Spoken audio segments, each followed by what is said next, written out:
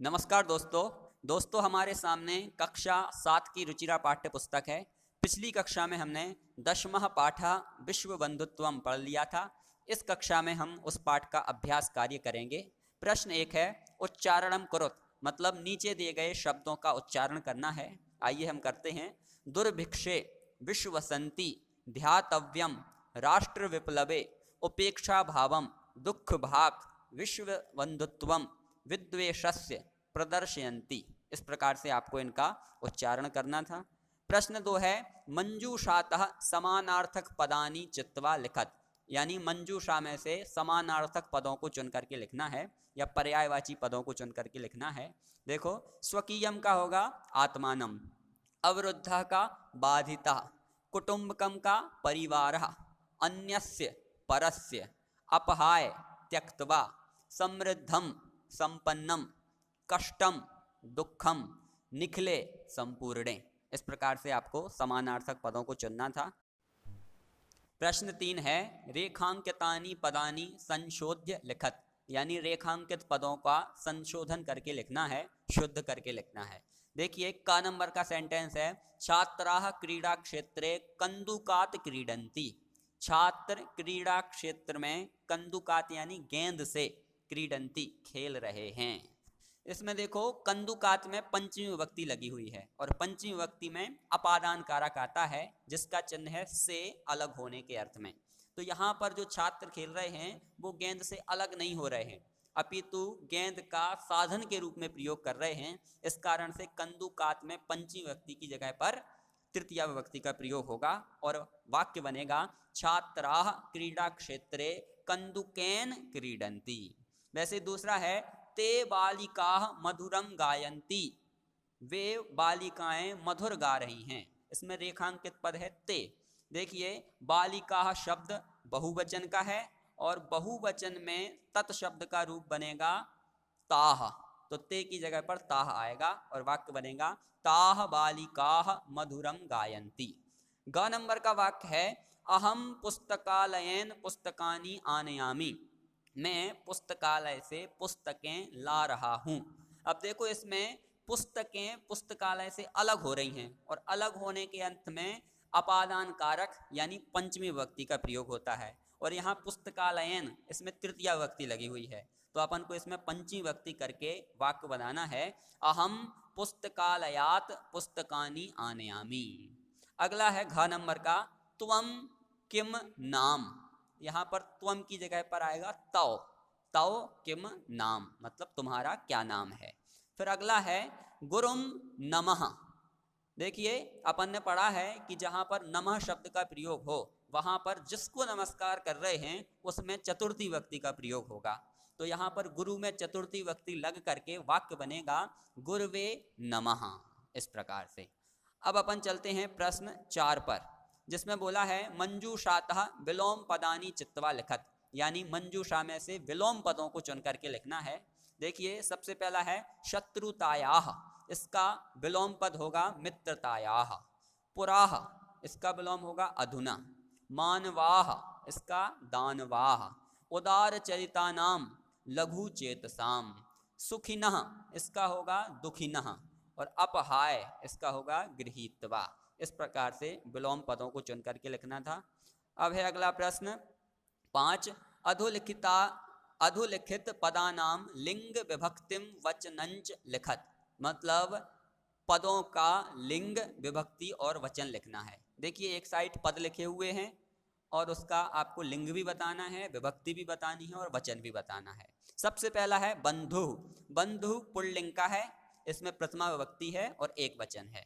फिर देशान, ये पुल्लिंग का है, द्वितीय विभक्ति है और बहुवचन का शब्द है। घृणायाः, ये स्त्रीलिंग का है, पंचमी विभक्ति है और एक वचन का शब्द है। कुटुंबकम, यह नपुंसक लिंग का शब्द है, इसमें द्वितीय विभक्ति है और एक वचन है। रक्षायाम, ये स्त्रीलिंग का शब्द है, सप्तमी विभक्ति है और एक वचन है। और ज्ञान विज्ञानयोः, ये नपुंसक लिंग का शब्द है, षष्ठी विभक्ति है और द्विवचन है। प्रश्न 6 है, कोष्ठकेषु दत्तेषु शब्देषु समुचितां विभक्तिम एजुत्वा रिक्त स्थानानि पूरयत, यानी कोष्ठक में दिए हुए शब्द में उचित विभक्ति का प्रयोग करके रिक्त स्थानों की पूर्ति करनी है। आइए हम करते हैं। क नंबर का वाक्य है विद्यालयम उभयतः वृक्षाः सन्ति। मतलब विद्यालय के उभयतः यानी होता है दोनों ओर, वृक्षाः सन्ति यानी पेड़ हैं, विद्यालय के दोनों ओर पेड़ हैं। देखिए इसमें कोष्ठक में शब्द दिया था विद्यालय, और वाक्य में जहाँ पर उभयतः शब्द का प्रयोग हो वहाँ पर द्वितीय विभक्ति का प्रयोग होता है। इस कारण से विद्यालय शब्द में द्वितीय विभक्ति लग करके विद्यालयम बना। वैसे ही देखो अगला है कृष्णम उभयतः गोपालिकाः, और वाक्य दिया था कृष्ण। अब देखो यहाँ पर कृष्ण के दोनों ओर गोपियां हैं, ये इसका अर्थ है, और उभयतः शब्द का प्रयोग हुआ है, इस कारण से कृष्ण में द्वितीय विभक्ति लगी कृष्णम। ख नंबर का वाक्य है ग्रामम परितः गोचारण भूमि।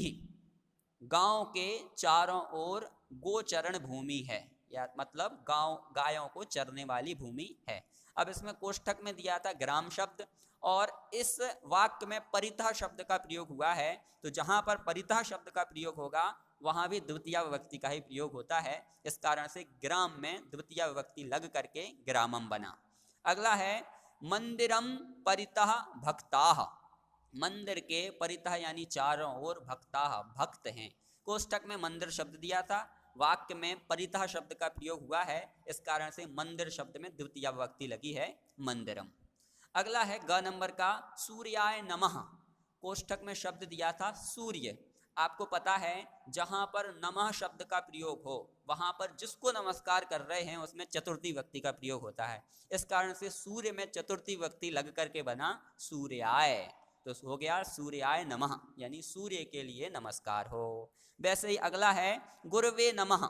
इसमें भी नमः शब्द का प्रयोग हुआ है, कोष्ठक में गुरु शब्द लिखा हुआ है, तो गुरु में चतुर्थी विभक्ति लग करके बनेगा गुरुवे यानी गुरु के लिए, नमः यानी नमस्कार हो। फिर घ नंबर का वाक्य है वृक्षस्य उपरि खगाः। वृक्षस्य उपरि यानी पेड़ के ऊपर, खगाः यानी होता है पक्षी, पेड़ के ऊपर पक्षी हैं।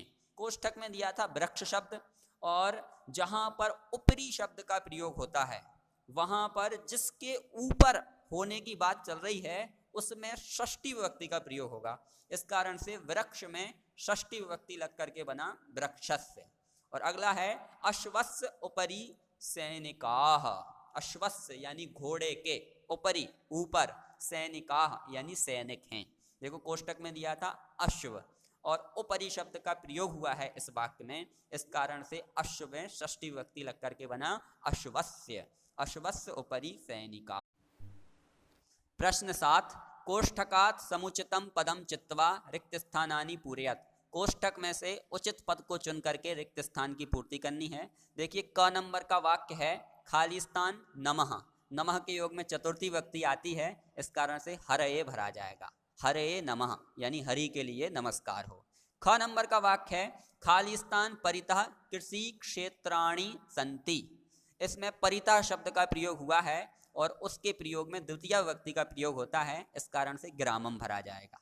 अगला है खाली स्थान नमः। नमः शब्द के योग में चतुर्थी विभक्ति का प्रयोग होता है, इस कारण से अम्बायै भरा जाएगा यानी अम्बा के लिए नमस्कार हो। घ नंबर का वाक्य है उपरि अभिनेता अभिनयम करोति। अब देखो इसमें उपरि शब्द का प्रयोग हुआ है, और हमें पता है कि जहां पर उपरि शब्द का प्रयोग हो वहां पर षष्ठी विभक्ति का प्रयोग होता है, इस कारण से मंचस्य इस शब्द का प्रयोग हुआ है। मंचस्य उपरि अभिनेता अभिनयम करोति। और अगला है उभयतः पुत्रौ स्तः। इसमें उभयतः शब्द का प्रयोग हुआ है, और जहां पर उभयतः शब्द का प्रयोग हो वहां पर द्वितीय विभक्ति का प्रयोग होता है, इस कारण से पितरम शब्द का प्रयोग होगा। पितरम उभयतः पुत्रौ स्तः।